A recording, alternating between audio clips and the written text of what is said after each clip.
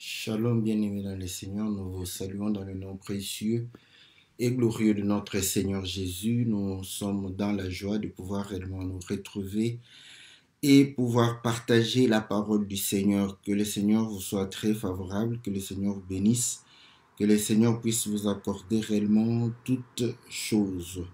Nous sommes véritablement dans la joie de pouvoir communier avec vous et nous savons que l'Éternel, notre Dieu, est bon et il ne manquera pas de pouvoir réellement nous accorder toutes choses. Nous sommes dans la joie de pouvoir réellement vous servir. C'est votre serviteur, le pasteur Philippe Boukenge, et c'est votre émission Louons l'Éternel, une émission qui vous est présentée tous les lundis à partir de 20 heures, une émission qui traite les cantiques, une émission qui analyse les cantiques, une émission qui vous permet de pouvoir réellement comprendre quelle est la vraie adoration.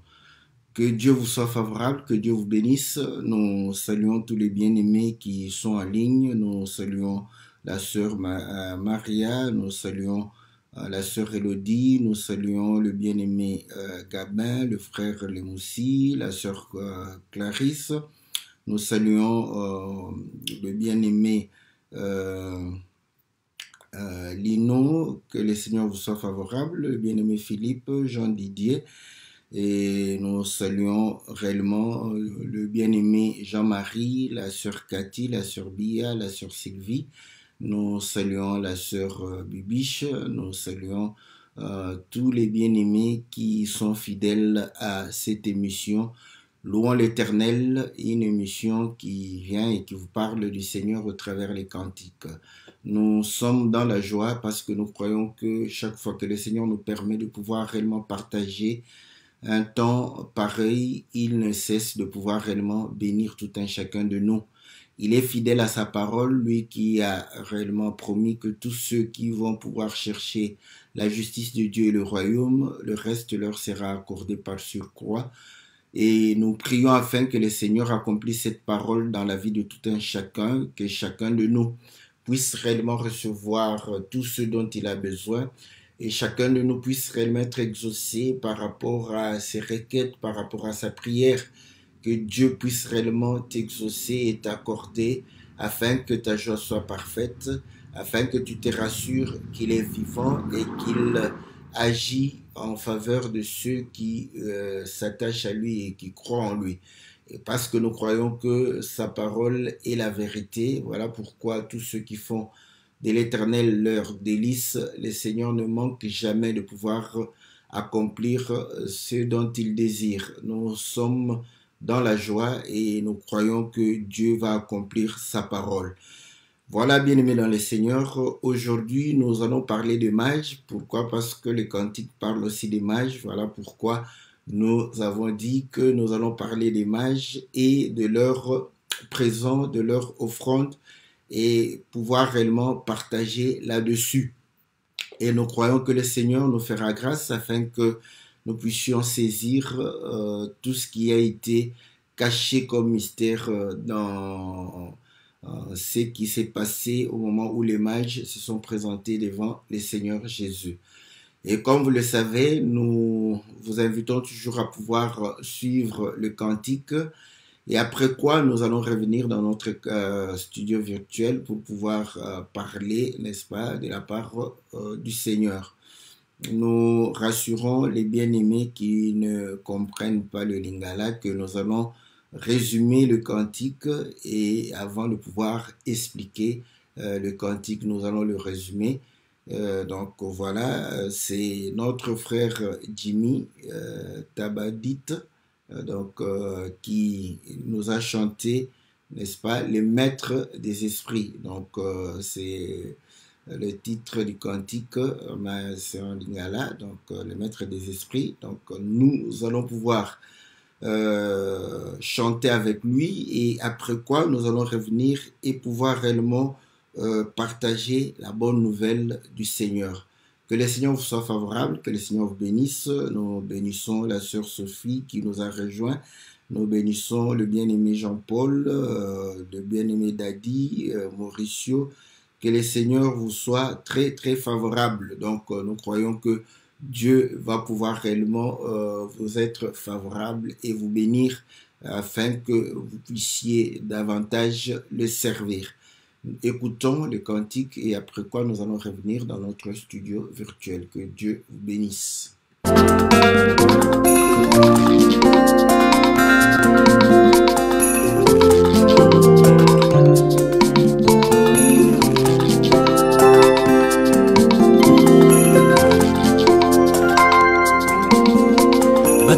Mayele babilakio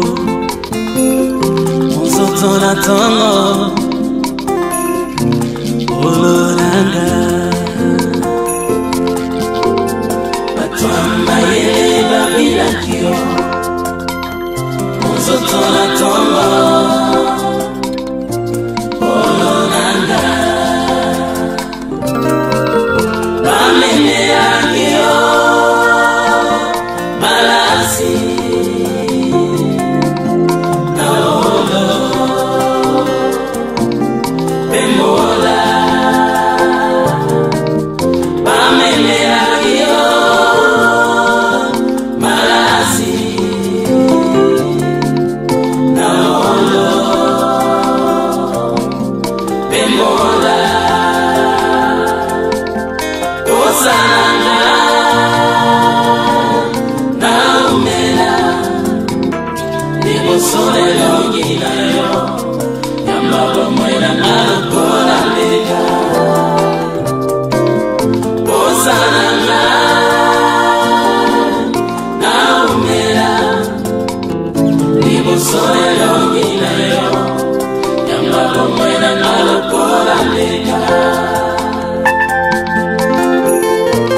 Matondo nkolo na ngolu tozi Kozala kabawe ya yo Ya mutu ekongoma mela yo Mokonzi na milimo Kumama yawe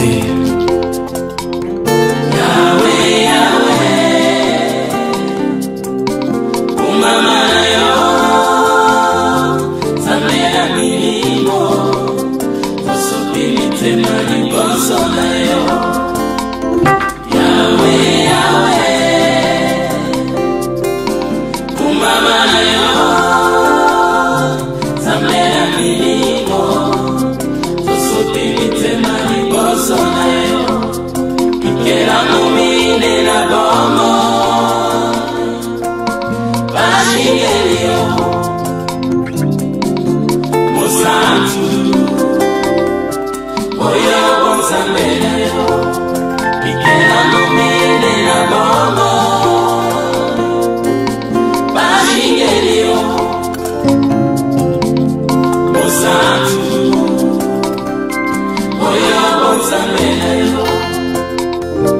When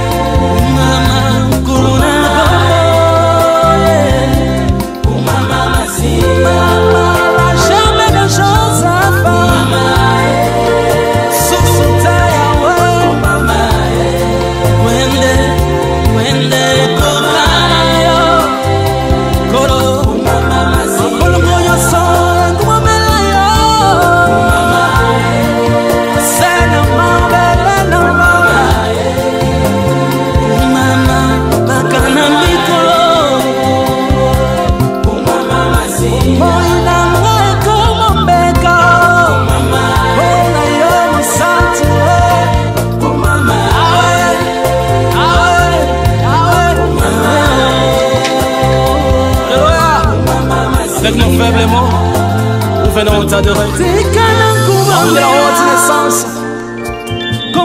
Mon centre. Kufa pe bon moi ici mami. Kuweza yo libela. Alléluia.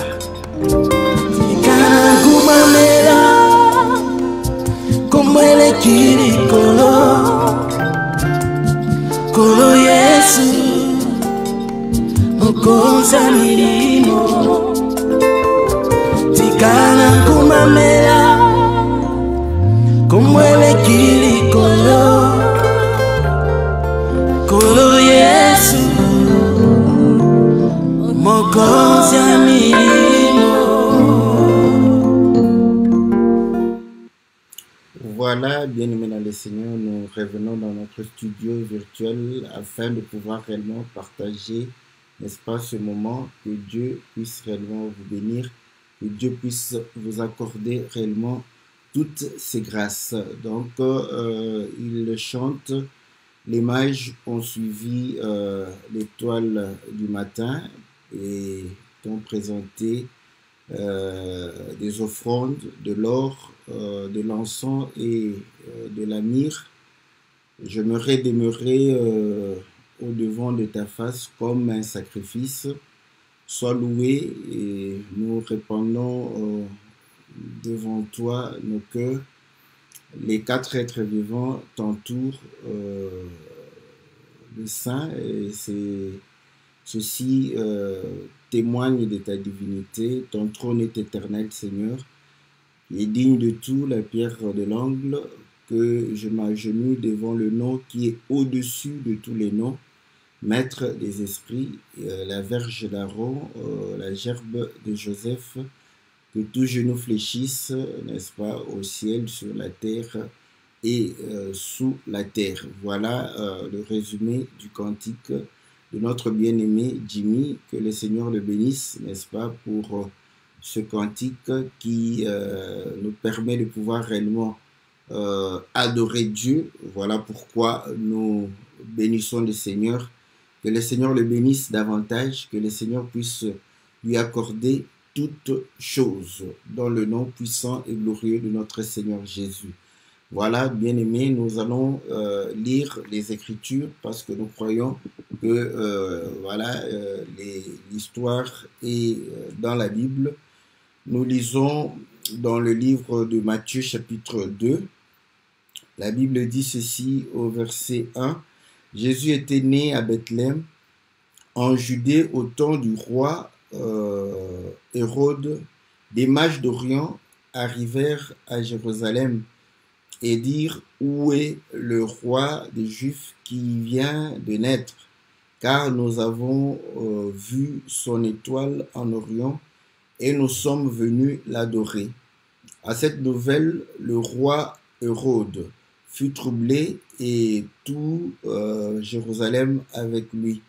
Il assembla tous les principaux sacrificateurs et les scribes du peuple pour leur demander où devait naître le Christ. Ils lui dirent: à Bethléem en Judée, car voici ce qui a été écrit par le prophète: et toi, Bethléem, terre de Juda, tu n'es certes pas la moindre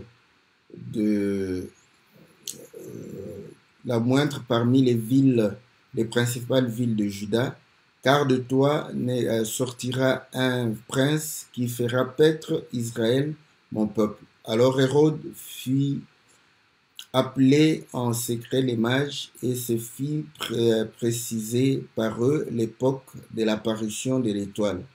Puis il les envoya à Bethléem en disant: allez et prenez des informations précises sur le petit enfant. Quand vous l'aurez trouvé, faites-le moi savoir, afin que j'aille moi aussi l'adorer. Après avoir entendu le roi, ils partirent, et voici l'étoile qu'ils avaient vue en Orient les précédait. Arrivée au-dessus du lieu où était le petit enfant, elle s'arrêta. à la vue de l'étoile, ils éprouvèrent une très grande joie. Ils entrèrent dans la maison, virent le petit enfant avec Marie, sa mère, se prosternèrent et l'adorèrent. Ils ouvrirent ensuite leur trésor et lui offrirent en présent de l'or, de l'encens et de la myrrhe. Puis, divinement avertis, en songe de ne pas retourner vers Hérode, ils regagnèrent leur pays par un autre chemin. Voilà l'histoire, n'est-ce pas, des mages. Donc, la Bible démontre que le roi, n'est-ce pas, va pouvoir subir la visitation des mages qui demandaient où devrait naître le petit enfant. Donc, le roi des Juifs, parce qu'ils avaient vu son étoile de l'Orient.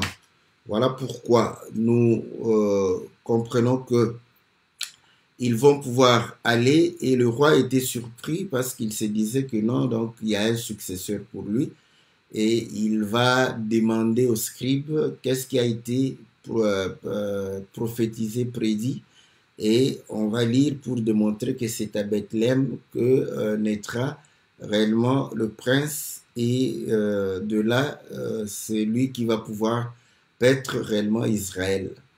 Donc, ils vont pouvoir sortir de Jérusalem pour pouvoir continuer leur chemin. Et de là, nous voyons, l'étoile va pouvoir réellement les conduire jusqu'à la maison où était Jésus. Arrivé là-bas, ils vont pouvoir se prosterner, adorer et pouvoir réellement offrir, n'est-ce pas, les présents, l'or, l'encens et la myrrhe. Donc, voilà l'histoire. Donc, pour la petite histoire, vous allez comprendre que il faut toujours lire la Bible, parce que parfois, quand vous ne lisez pas la Bible, les cinéastes, eux, ils font ce qu'ils veulent, ils adaptent les histoires. Voilà pourquoi si vous lisez ou vous voyez les films, vous allez comprendre que les mages vont venir et vont trouver encore le Seigneur Jésus dans l'étable. Ici, il n'était plus dans l'étable, il était dans une maison, n'est-ce pas? Donc là, nous ne pouvons plus, n'est-ce pas, continuer à pouvoir croire qu'il était dans l'étable jusqu'à ce que les mages furent arrivés. Donc voilà, le Seigneur va pouvoir réellement leur avertir pour ne pas rentrer, et vous savez que après cela, Hérode va tuer les enfants de 2 jusqu'au bas âge, donc ceux qui naissaient, donc ceux qui étaient nés jusqu'à 2 ans, parce qu'il s'était enquéri du moment où l'étoile était réellement apparue, n'est-ce pas? Et là, nous comprenons que ça faisait à peu près 2 ans. Donc voilà. Donc, bien aimés dans le Seigneur, nous sommes dans la joie de pouvoir réellement nous retrouver et pouvoir partager ce moment. Donc, nous comprenons que les mages viennent de l'Orient, et lorsque l'étoile apparaît en Orient, ils savent qu'un prince est né. Donc, nous comprenons que la naissance de Jésus fait apparaître l'étoile en Orient. Or, vous allez comprendre que l'Orient, l'étoile qui s'élève, qui apparaît en Orient, c'est l'étoile, c'est le soleil. Voilà pourquoi le bien-aimé chante l'étoile du matin, parce que l'étoile qui s'élève en Orient, c'est l'étoile, n'est-ce pas, le soleil qui s'élève en Orient. Donc, nous comprenons que le Seigneur Jésus est né en Orient. Quoique, par rapport aux mages, n'est-ce pas, les mages se situaient à l'Orient de la position où le Seigneur était, n'est-ce pas, né. Mais nous comprenons que le fait que l'étoile apparaît, et eux, ils ont su qu'un prince est né. Ils ont compris que le roi est né. Donc, l'apparition de l'étoile en Orient correspond à la naissance, n'est-ce pas, du roi. correspond à la naissance de notre Seigneur. Voilà pourquoi nous comprenons que le Seigneur est né en Orient. Donc, si vous voulez comprendre dans la Bible les 4 points cardinaux, ne prenez pas les 4 points cardinaux qu'on a étudiés à l'école, parce que ça ne correspondrait pas. Vous voyez? Donc, vous allez comprendre que Israël, c'est l'Orient. Voilà. Maintenant, vous allez comprendre que le soleil se couche en Occident. Voilà. Et là, quand vous prenez, vous allez comprendre que l'Occident, ce ne sont pas les États-Unis. Voilà pourquoi certains, n'est-ce pas, vont commencer à pouvoir lire et se dire que non, en Occident, ils croient que ce sont les États-Unis. Non, ce n'est ni les États-Unis, ni l'Europe, mais l'Occident, c'est bel et bien en Afrique, parce que vous allez comprendre que le Seigneur va mourir, n'est-ce pas? Et en Apocalypse chapitre 11, la Bible dit que les 2 oins vont pouvoir être tués et leur cadavre sera dans la grande place, la grande ville, là où leur Seigneur a été aussi crucifié. Et on dit que dans un sens spirituel, c'est Égypte et Sodome. Donc nous comprenons que l'Égypte, n'est-ce pas, c'est l'Occident. Et ceci, comme nous le disons, le témoignage de 2 ou de 3 est vrai. Donc vous allez comprendre que l'agneau, n'est-ce pas, fut immolé en Égypte. Donc l'agneau, quand il est immolé, donc correspond à la mort du Seigneur, parce qu'il est l'agneau qui ôte les péchés du monde.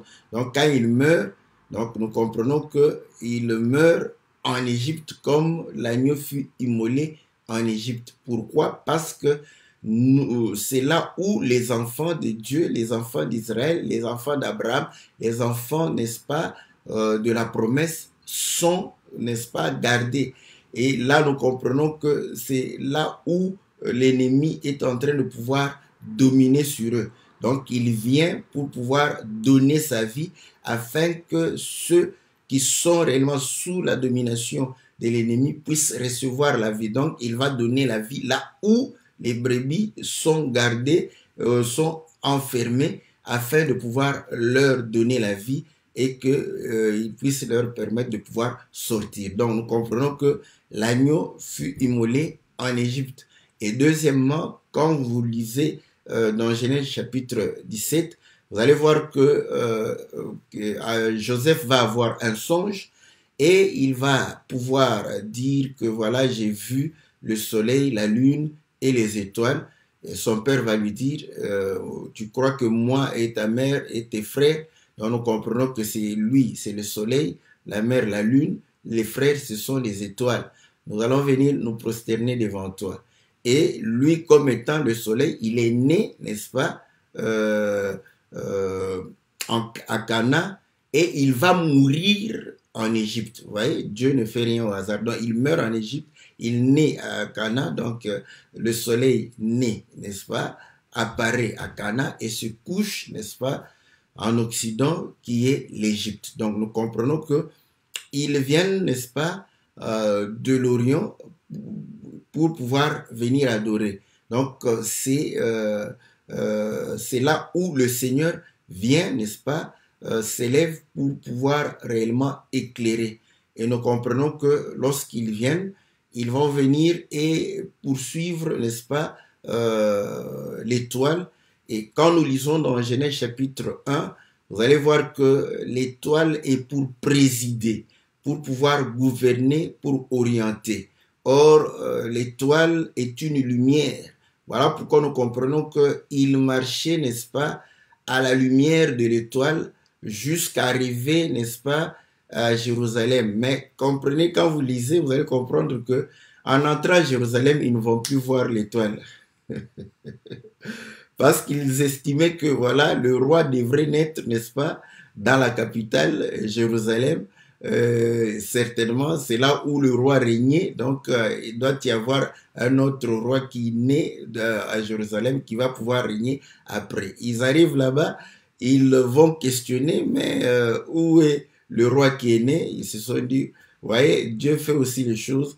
À cette époque, Hérode ne va pas avoir un enfant parce que s'il avait un fils qui était né pendant cette période-là, il allait présenter ce fils-là pour dire que voilà, c'est le futur roi. Donc, il va s'étonner, il s'est dit, non, moi, je n'ai pas d'enfant qui soit né maintenant, donc certainement, c'est quelqu'un d'autre.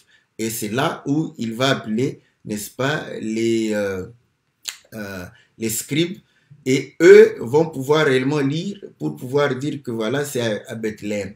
Et là, ils vont pouvoir repartir. Dès qu'ils sortent de Jérusalem, l'étoile réapparaît pour pouvoir les conduire. Donc là, nous comprenons qu'il y a aussi le témoignage. L'étoile doit les conduire à Bethléem où le Seigneur est né, mais il fallait que réellement qu'ils aient le témoignage aussi, n'est-ce pas, de prophètes. Et c'est ce que le Seigneur dit, la loi et les prophètes rendent témoignage de moi. Donc nous comprenons qu'il fallait aussi le témoignage, n'est-ce pas, de la loi et des prophètes. Voilà pourquoi nous disons que tous ceux qui prétendent être conduits par le Saint-Esprit ou être inspirés, ce qu'ils doivent réellement annoncer ou proclamer, déclarer, doivent être conformes, n'est-ce pas, aux Écritures, parce que c'est poussé par le Saint-Esprit que les hommes ont parlé, n'est-ce pas, de la part de Dieu. Donc nous comprenons que le témoignage de Dieu est vrai. Voilà pourquoi nous ne croyons pas à ceux qui évoquent, n'est-ce pas, l'influence du Saint-Esprit, sans que les Écritures, n'est-ce pas, aient à pouvoir réellement confirmer ou témoigner, n'est-ce pas, de la véracité de ces choses. Voilà pourquoi Paul, lorsqu'il était en train de pouvoir demander aux femmes de pouvoir se taire par rapport à l'instruction, il va dire que si quelqu'un se croit inspiré, si quelqu'un se croit prophète, donc vous voyez, si tu te crois prophète ou inspiré, comprends que ce que je dis est un commandement du Seigneur. Donc aujourd'hui, les gens prennent réellement le fait que nous sommes sous la conduite du Saint-Esprit, que le Saint-Esprit peut aller à l'encontre de la parole. Écoutez ce que le Seigneur dit. Il dit que vous allez recevoir un autre consolateur. Il ne parlera pas de lui-même. Il ne dira pas des choses venant de lui-même, mais il vous parlera de moi et il vous annoncera des choses qui me concernent. Donc, nous comprenons que le Saint-Esprit ne peut pas aller au-delà de ce que le Seigneur a dit ou de ce que les prophètes et la loi ont dit. Donc, il ne peut que confirmer, n'est-ce pas, ce que le Seigneur a dit et ce que la loi et les prophètes ont dit. Voilà pourquoi la Bible dit que la foi confirme la loi. Donc, nous sommes dans le livre de Romains, je crois, au chapitre, je crois, 2, c'est pratiquement vers les derniers versets 30, 31 ou 32 ou 33, je ne sais pas exactement, mais la Bible dit, anéantissons-nous la loi, au contraire, nous confirmons la loi par la foi. Donc la foi confirme la loi. Donc nous comprenons que voilà pourquoi le Seigneur dira, je suis venu pour accomplir la loi et non abolir la loi. Et aucun iota ne peut disparaître tant que le ciel va pouvoir subsister. Donc nous comprenons qu'il est venu accomplir toute la loi. Et l'accomplissement de la loi, le problème est que la question qui peut se poser, c'est qu'il abolit, n'est-ce pas, l'aspect charnel de la loi. Parce que la loi a cet aspect charnel qui concerne aussi la chair. Il va pouvoir peut-être abolir la lettre, n'est-ce pas, pour pouvoir permettre de pouvoir accéder à l'esprit de la loi. Donc, vous allez comprendre que lorsque nous sommes conduits par l'étoile, lorsque nous sommes conduits par la lumière de Dieu, lorsque nous sommes conduits par le Saint-Esprit ne peut pas aller à l'encontre, n'est-ce pas, des Écritures. Voilà pourquoi vous allez comprendre qu'ils sont entrés à Jérusalem Mais là, les Écritures vont certifier que c'est à Bethléem. Or, vous allez comprendre, l'étoile les attendait dehors pour pouvoir leur dire que c'est pas par ici, le chemin est à Bethléem. Jusqu'à ce que l'étoile va s'arrêter, n'est-ce pas, sur le Seigneur Jésus, pour pouvoir confirmer effectivement que c'est lui, l'étoile brillante du matin, qui s'élève.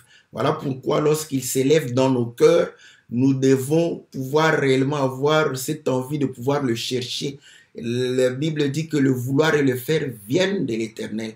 Et ainsi, vous allez comprendre que lorsque vous avez l'étoile qui s'élève dans votre cœur, vous allez avoir réellement cette envie de pouvoir davantage chercher le Seigneur afin de pouvoir l'adorer, afin de pouvoir réellement lui présenter, n'est-ce pas, des offrandes. Voilà pourquoi il est dit qu'on ne vient pas main vide devant Dieu. Voilà. Donc, vous allez comprendre qu'ils vont arriver là-bas et présenter, n'est-ce pas, leurs offrandes, l'or, l'encens, et ils vont pouvoir présenter, n'est-ce pas, la myrrhe pour pouvoir permettre à ce que leur adoration, n'est-ce pas, puisse réellement être agréée. Donc, vous allez comprendre maintenant. Il y a une question qu'un bien-aimé m'avait posée, j'oublie le nom, mais il avait posé la question de pouvoir savoir, Jésus est-il né Dieu ou il est devenu Dieu? Mais si il n'était pas né Dieu, pourquoi on vient l'adorer? Bon, on pourra faire aussi l'intellectuel, parce que vous allez comprendre qu'il y avait certains hommages qu'on rendait à des rois, qu'on rendait à des princes, qu'on rendait à des chefs, qui n'étaient pas vraiment l'adoration, qui n'étaient pas le culte, n'est-ce pas, rendu à un homme, mais c'est le respect de l'autorité. Rappelez-vous, quand Paul va se retrouver devant, je crois, Fœtus, vous allez voir qu'il va parler comme s'il parlait à quelqu'un qui est élevé, n'est-ce pas? Mais ça, c'est le respect dans la société des hommes qui sont élevés. Ça n'a rien à voir avec une adoration où on considère la personne comme étant Dieu. Vous allez comprendre que Hérode, lorsqu'il va pouvoir haranguer le peuple et pouvoir dire que sa voix était la voix de Dieu, Dieu l'a frappé directement. Mais c'était un roi qui recevait des hommages dans le cadre du respect. C'est comme ça qu'aujourd'hui, vous allez voir, quand un président entre dans une salle pour faire son discours, les gens s'élèvent, ou quand il termine son discours, les gens s'élèvent, quand il se déplace. Donc, vous voyez, ça, ce sont des trucs protocolaires qui n'ont rien à voir, parce que là, tu peux faire aussi l'intégrisme pour se dire que non, moi, je ne veux pas m'élever quand le président, n'est-ce pas, veut faire son discours. Quand tu vas au tribunal, quand le juge entre, il vous demande de pouvoir vous lever. Donc, vous vous levez. Donc, ce n'est pas de l'adoration. C'est des hommages qu'on rend, n'est-ce pas, aux autorités de la terre. Donc, maintenant, vous allez comprendre qu'ici, il est dit, ils se sont prosternés, ils ont adoré. Voilà. Et ils ont présenté, n'est-ce pas, à l'enfant, n'est-ce pas, l'or, l'encens et la myrrhe. Donc, vous allez comprendre que lisez la Bible. Dieu reprochait, n'est-ce pas, Israël de pouvoir offrir, n'est-ce pas, à des dieux étrangers de l'encens, à offrir de la myrrhe, à offrir, n'est-ce pas, des offrandes, des boucs, tout ça, et même passer leurs enfants devant ce Dieu-là. Donc, vous allez comprendre que il y avait interdiction. Or, écoutez, il y avait déjà la loi qui démontrait que on ne peut pas offrir en dehors du temple. Voilà. Lisez dans Deutéronome, vous allez comprendre que tout celui qui immolait, n'est-ce pas, l'animal pour offrir en dehors du temple était lapidé, passible de mort. Donc, on ne doit pas faire l'adoration en dehors du temple. Maintenant, on vient adorer, n'est-ce pas, le Seigneur et offrir. Donc, il est né Dieu. Voilà. Voilà pourquoi vous allez comprendre que Même quand il est né, je crois, c'est dans le livre de Luc, lorsque les anges étaient en train de pouvoir parler aux bergers, ils vont dire, je vais essayer de retrouver, n'est-ce pas, l'écriture. J'espère que, voilà.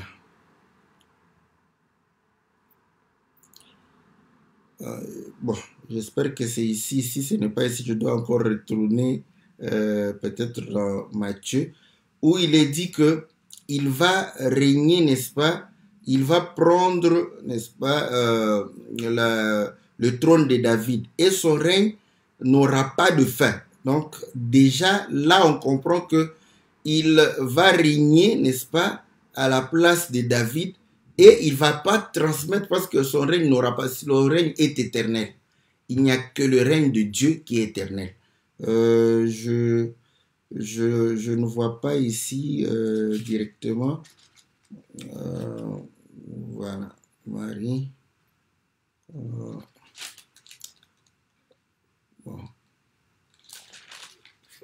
Je crois si ce n'est pas ici, c'est dans Matthieu. Donc, et l'écriture. Voilà.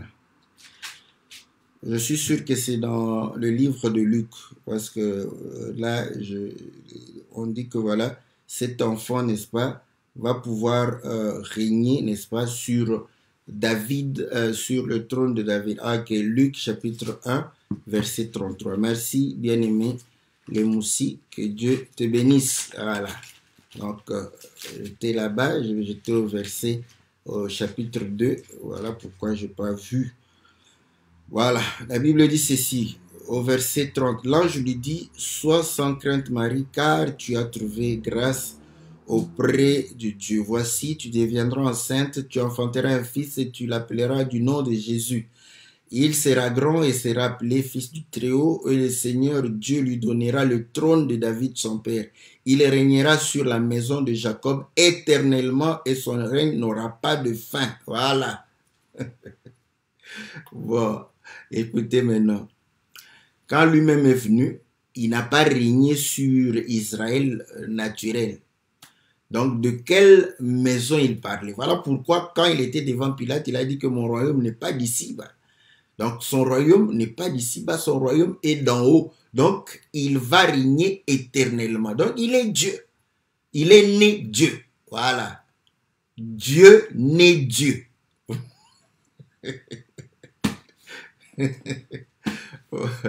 C'est là où vous allez comprendre que ce langage est simple. Parce que Dieu, non, ce langage, quand, oui, il est né.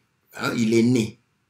Mais le fait d'être né, ne le prend pas naturellement comme ça. Je vais prendre l'exemple d'Abraham. Abraham a vécu. Ce n'est pas que c'est une vision, ce n'est pas une vision, c'est le vécu. Abraham a vécu et a eu deux femmes. Hein, donc, et 2 enfants. Mais quand Paul vient, il dit que ces choses, cette vie-là, cette réalité était allégorique. Donc, vous allez comprendre que les choses vécues, parce que nous croyons que la vérité, la réalité, c'est le vécu. Non, ce n'est pas le vécu. Le vécu n'est pas la réalité des choses. Voilà. Je prends encore un autre cas. Nos mariages. Nos mariages actuellement, est-ce que c'est le véritable mariage? Non.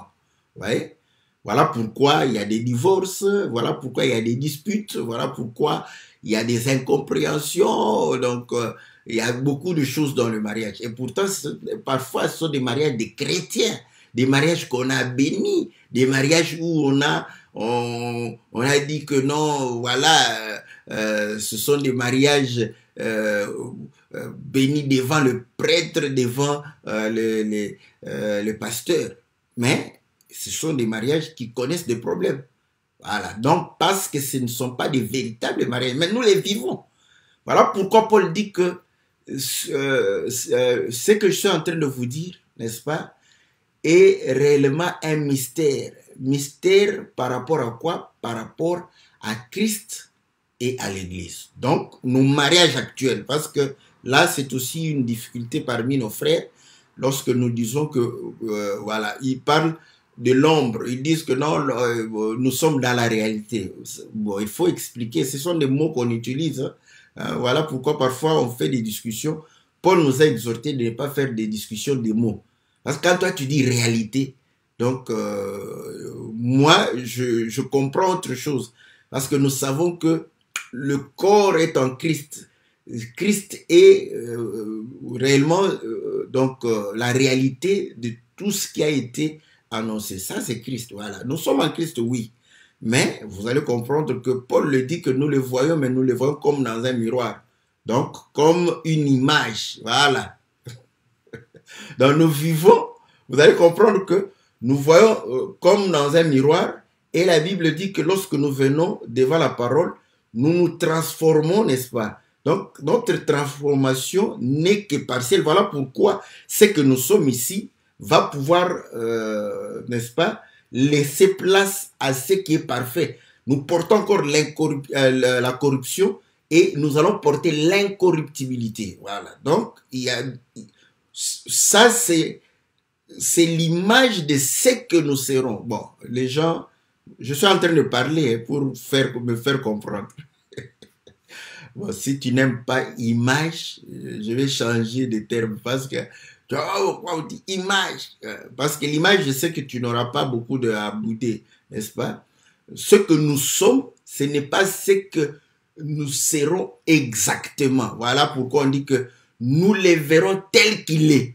Or, quand nous le voyons tel qu'il est, c'est que nous aussi, nous sommes transformés. On sera transformés. Voilà. Donc, ceci démontre à suffisance que le vécu parle des choses spirituelles. Donc, le fait qu'il est né, que cela ne te trouble pas. Parce qu'il est né. Dieu ne peut pas naître. Oui. Parce que tu es en train de raisonner. Maintenant, c'est le raisonnement qui fait. Dieu ne peut pas naître. Comme Jésus est né, donc il n'est pas Dieu. C'est bien. C'est un bon raisonnement. Mais c'est charnel, terrestre et diabolique. Voilà. Donc, maintenant, vous allez comprendre que le fait de naître, nous l'avons déjà plusieurs fois dit, la Bible démontre qu'il a porté un corps. Or, il a porté un corps quand il a visité, n'est-ce pas, Abraham. Mais là, vous allez comprendre qu'il porte le corps d'un adulte, donc d'un homme fait, donc de la stature parfaite, voilà. Maintenant, quand il naît comme un enfant, c'est là où on comprend que à ce moment-ci, il va porter notre faiblesse, voilà. Donc, il ne vient pas avec un corps qui représente la stature parfaite, mais il prend un corps semblable à celle du péché. Un corps qui témoigne que celui qui est fort s'est rendu faible. Voilà. C'est ça naître. Jésus naître veut dire qu'il porte, n'est-ce pas? Voilà. Voilà pourquoi Esaïe dit qu'il est apparu comme une faible plante. Voilà. Ouais. Donc, il porte la faiblesse. Et 2 Corinthiens, je crois. 2 Corinthiens, si je ne me trompe pas, 11, dit qu'il est mort à cause de sa faiblesse. Hein? Donc, de quelle faiblesse vous connaissez? Du péché? Non. Donc, vous allez comprendre que parce qu'il n'était pas fort, voilà pourquoi il va mourir. Écoutez, quand on vient l'arrêter, il dit, qui est-ce que vous cherchez? Il tombe. Donc, vous croyez que s'il était resté dans cet état, on allait l'arrêter? On n'allait pas l'arrêter. Il démontre que non. Quand il est à Lyon, personne ne peut l'arrêter. Donc, tout le monde est tombé. Après, il s'est dit, non, non, si je reste à Lyon, personne, je ne mourrai pas. D'où que je me rende un agneau. Après, il a dit, bon, ok, ma vie, personne ne l'arrache, c'est moi qui la donne. Prenez-moi. Et ils l'ont pris. Ils l'ont amené. Donc, vous allez comprendre qu'il a démontré par là que tant qu'il a la position de la force, il ne peut pas porter la faiblesse et il ne pourra pas mourir pour nous. Donc, quand il est né Dieu. Voilà pourquoi on est venu l'adorer. Or, sa naissance, on dit qu'un sauveur, mais il a sauvé quand? Il a sauvé à la mort. pas quand il est né. Quand il est né, personne n'était sauvé. Voilà. Or, la Bible dit, il y a un temps pour naître, un temps pour mourir. Ah, ok. Donc, vous allez comprendre que quand on est, on va mourir. Et Dieu, n'est-ce pas, voit déjà la fin dès le début. Voilà pourquoi il parle en termes d'Abraham qu'ils sont vivants. Mais demandez aux hommes, les hommes vont dire que Abraham, Isaac et Jacob sont morts. Parce que lui, il ne voit pas leur mort, il voit leur résurrection. Voilà pourquoi le Seigneur va le dire par rapport à Lazare, pour dire que Lazare dort.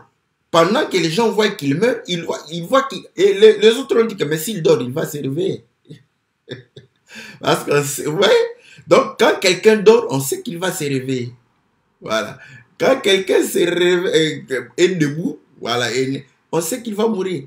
Donc, dès sa naissance, vous allez comprendre qu'on est en train de parler, n'est-ce pas, le but pour lequel il est né.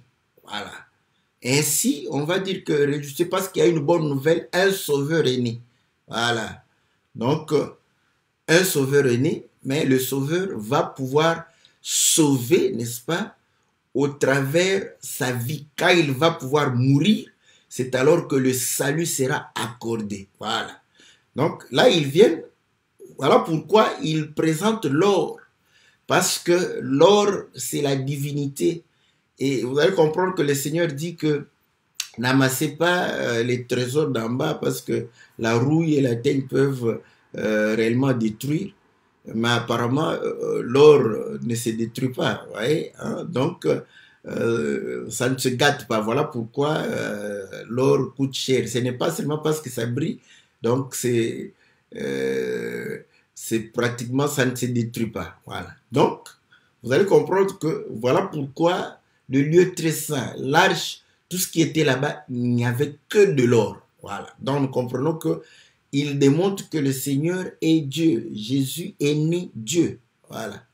Dieu a pris, n'est-ce pas, notre condition humaine. C'est ça la bonne compréhension. Pas commencer à raisonner, mais Dieu naître. Ouais, tu comprends. Dieu, tu commences à imaginer Dieu illimité. Maintenant, pouvoir naître, se retrouver dans un corps.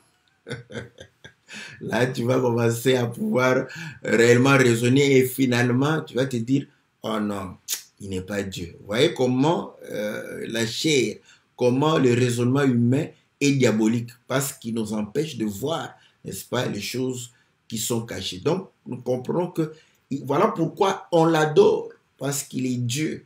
Voilà, on amène l'or. L'or brille, c'est la gloire. Dieu, voilà pourquoi on dit que nous l'avons contemplé comme un fils, la gloire d'un fils venu du Père. Voilà. Donc, la gloire de Dieu était sur lui. Voilà. En lui habita corporellement toute la plénitude de Dieu. Voilà. Donc, toute la plénitude de Dieu était en lui. Voilà pourquoi ils sont venus, ils ont présenté l'or. Donc, et reconnaître que Jésus est Dieu.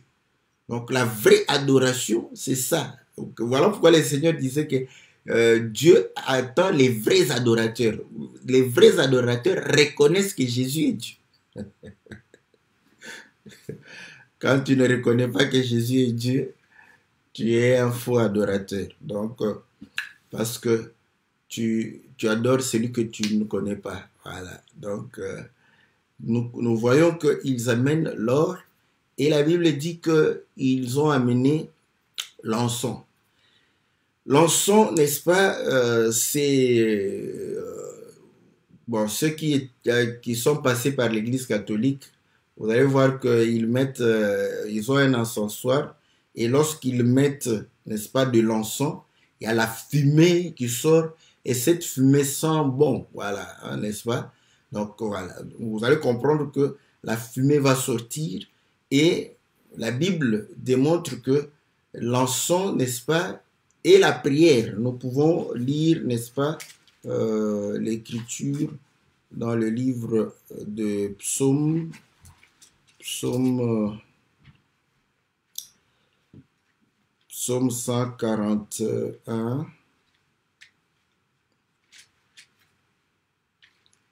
Voilà. On dit au verset 2, que ma prière monte devant ta face comme l'encens et l'élévation de mes mains comme l'offrande du soir. Donc, vous voyez, l'encens, n'est-ce pas, c'est la prière.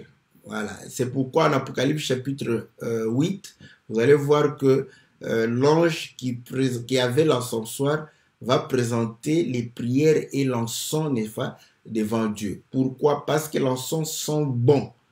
Et là, vous allez comprendre que la Bible démontre que le sacrificateur, Lévi, n'est-ce pas, c'était lui qui mettait l'encens sous les narines de Dieu, afin que Dieu puisse respirer. Ça, c'est bon. Voilà. Mais vous allez comprendre que l'encens sent bon. Voilà. C'est la prière, n'est-ce pas? Et on comprend que c'est la prière, on comprend que l'encens, n'est-ce pas, est parfumé. Voilà pourquoi on parle aussi, n'est-ce pas,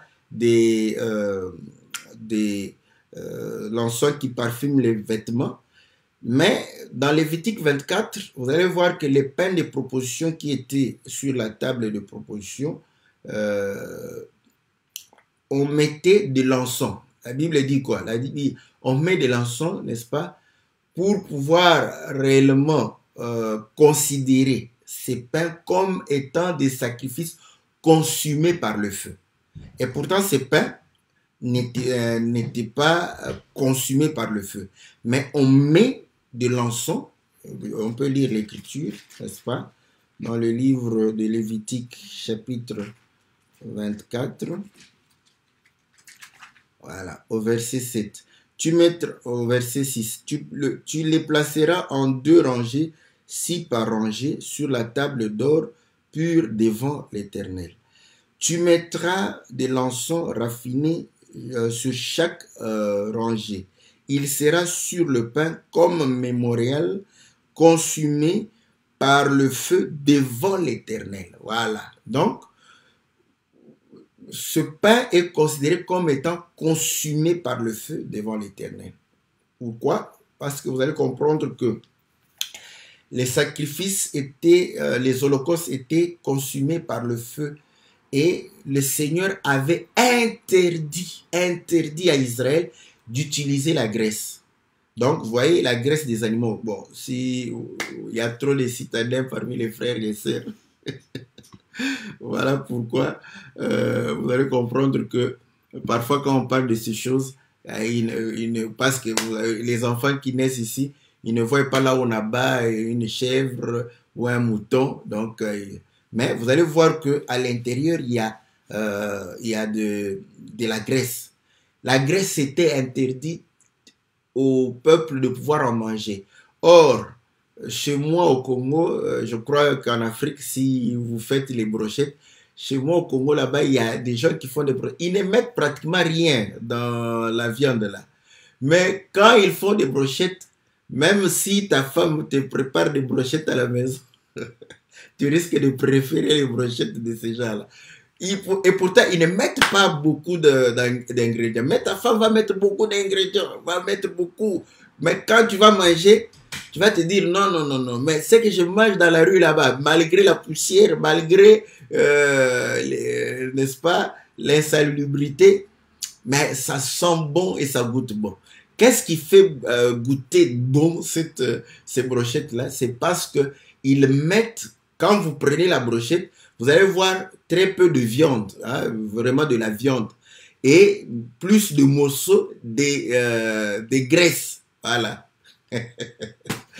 Tu vas te dire que non, ils m'ont roulé, ils m'ont mis la graisse, mais c'est cette graisse-là qui rend cette viande-là, n'est-ce pas, succulente, et ça sent bon, vous voyez?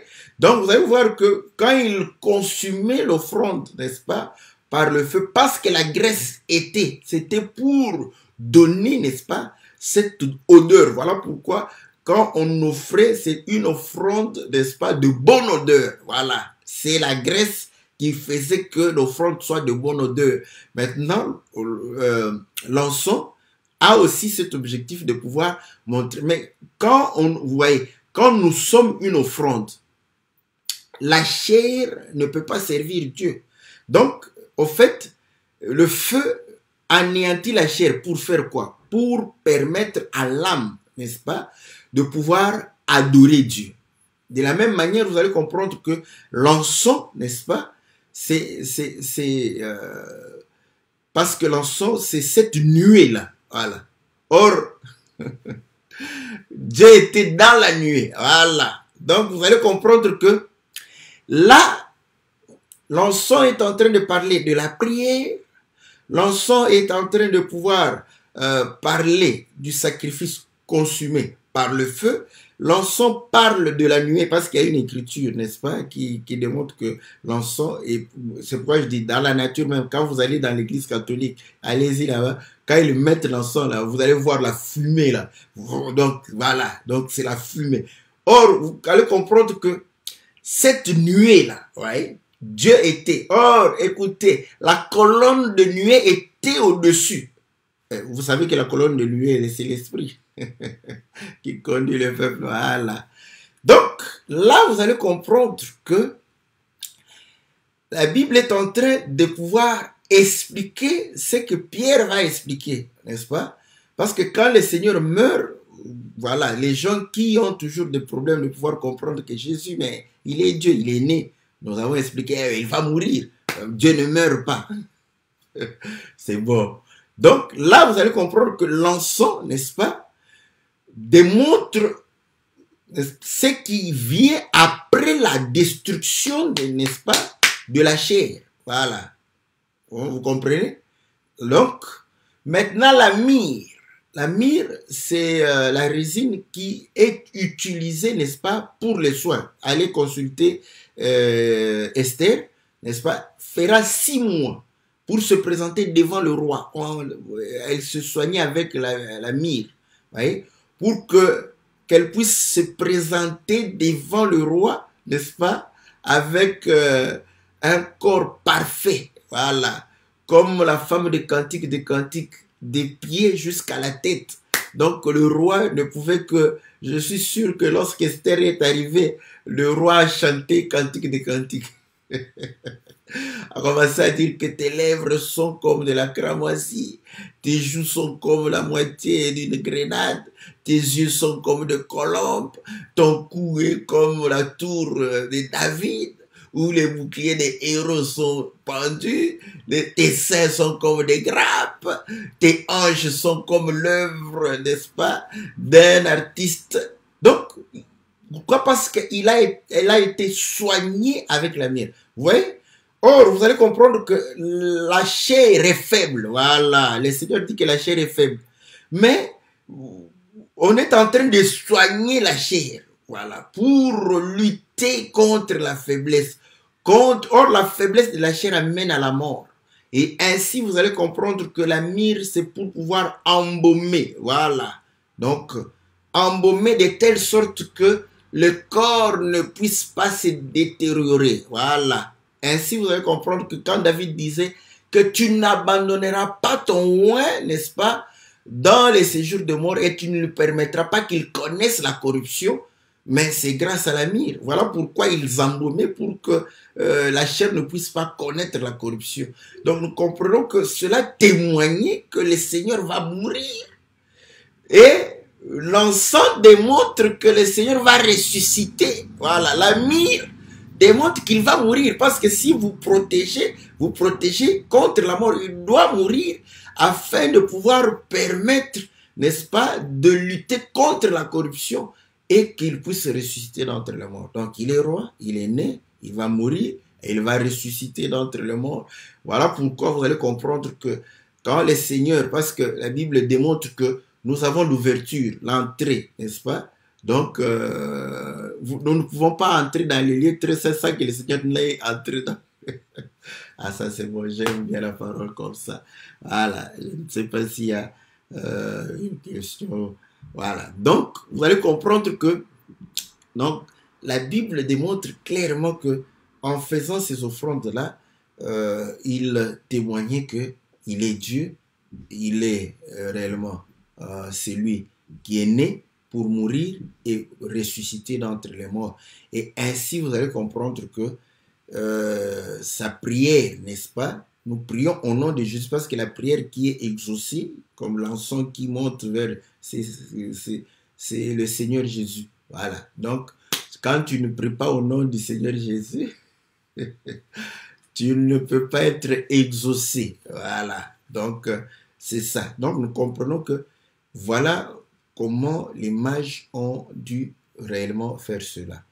Ah, il y a beaucoup de choses à dire, hein? Voilà. Mais bon, je vais aller assez rapidement. Ceci, vous allez comprendre que ça fait 2 ans pour qu'ils arrivent, n'est-ce pas, à pouvoir adorer. N'est-ce pas? Dieu ne fait rien au hasard parce que ils étaient d'abord ceux qui n'étaient pas d'Israël. Quand nous les prenons comme ceux qui n'avaient pas droit de citer, ouais, mais ils vont pouvoir venir et adorer. Or, Éphésiens chapitre 2 nous démontre que c'est à la croix où le Seigneur a permis à ce que les étrangers puissent entrer afin de pouvoir réellement adorer, n'est-ce pas, le Dieu d'Abraham, d'Isaac et de Jacob. Donc, nous comprenons que, effectivement, mais le Seigneur démontre que l'Esprit du Seigneur m'a oint pour annoncer la bonne nouvelle aux pauvres, n'est-ce pas, pour délivrer, n'est-ce pas, et guérir, et pour publier une année de grâce. Voilà. Donc, vous voyez, donc, pourquoi dans Galates chapitre 4, le Seigneur, la Bible démontre dans Galates chapitre 4 que, effectivement, il est né sous la loi pour sauver ceux qui étaient sous la loi et sauver ceux qui n'étaient pas sous la loi. Ouais. Donc, nous avons le temps de la loi, l'année, n'est-ce pas, de la loi. Voilà pourquoi l'agneau qui devrait être immolé, n'est-ce pas, cet agneau, n'est-ce pas, devrait, n'est-ce pas, accomplir une année pour inaugurer une autre année. Donc, 2 ans, n'est-ce pas. Et là, vous allez comprendre que les bergers, n'est-ce pas, avaient adoré, n'est-ce pas, et il y a un temps où les mages sont venus aussi adorer. Donc voilà ce que le Seigneur a dit par rapport à cela. Et pour nous, vous allez comprendre que si nous voulons véritablement être des vrais adorateurs, nous devons d'abord connaître celui que nous adorons, n'est-ce pas? Et la Bible dit, si nous avons connu Christ comme selon la chair, maintenant nous ne le connaissons plus de cette manière. Voilà pourquoi nous ne le connaissons pas comme étant le fils de Marie ou de Joseph, mais nous sommes en train de pouvoir le témoigner comme étant Dieu. Et vous allez comprendre que de cette manière, nous aussi, nous nous débarrassons de la chair pour le connaître, n'est-ce pas, de manière divine. Donc, il faudrait se débarrasser de la chair. Et la Bible dit que lorsque nous faisons mourir la chair, l'Esprit de Dieu qui a ressuscité Christ d'entre les morts va nous ressusciter aussi. Vous voyez? Afin que nos corps mortels, n'est-ce pas, nous puissions avoir la résurrection et pouvoir vivre selon, n'est-ce pas, la parole de Dieu. Voilà, bien-aimés dans le Seigneur. Donc, nous voyons aussi il y a plusieurs coupures. Donc, peut-être qu'il y a plusieurs personnes qui sont en ligne. Voilà. Donc, peut-être ça va nous demander de pouvoir ajouter, n'est-ce pas, je crois, la capacité, n'est-ce pas, de pouvoir émettre, n'est-ce pas, sur lorsque nous faisons les émissions. Bon, ça, tout ça, ça demande, si Dieu nous donne les moyens, on le fera toujours, pour la gloire du Seigneur. Voilà, bien-aimés dans le Seigneur, on se retrouve mercredi par la grâce du Seigneur. Que Dieu vous bénisse dans le nom puissant et glorieux de notre Seigneur Jésus. Amen.